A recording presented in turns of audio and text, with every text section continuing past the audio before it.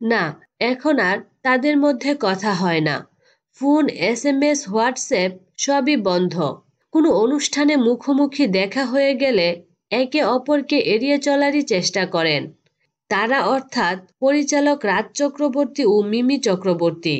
এই দুই সেলিব্রিটির মধ্যে কথা না হওয়ার কারণটা নতুন নয়।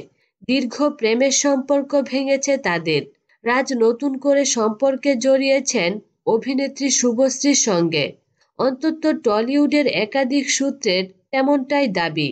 কিন্তু তা বলে সৌজন্য ভুলে গিয়েছেন রাজমিমি, এমনটা নয়।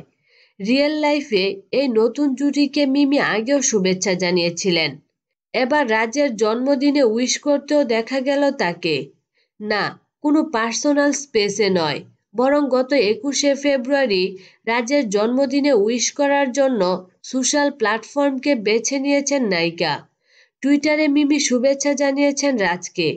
সৌজন্য দেখিয়ে তার উত্তরও ফিরিয়ে দিয়েছেন রাজ। মিমিকে ম্যাডাম বলে সম্বোধন করে ধন্যবাদও দিয়েছেন। এভাবেই ওয়েব দুনিয়ায় কাছাকাছি এসেছেন এই প্রাক্তন জুটি। তবে এ পর্যন্তই।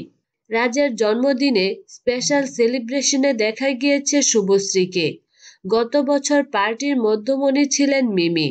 কিন্তু এবছর সোশ্যাল মিডিয়ায় উইশ করা ছাড়া আর কোনোভাবেই এই অনুষ্ঠানের সঙ্গে যুক্ত হননি মিমি। বিনোদন জগতের নিত্য নতুন খবরাখবর জানতে আমাদের চ্যানেলটিতে সাবস্ক্রাইব করার জন্য আপনাকে আন্তরিক ধন্যবাদ।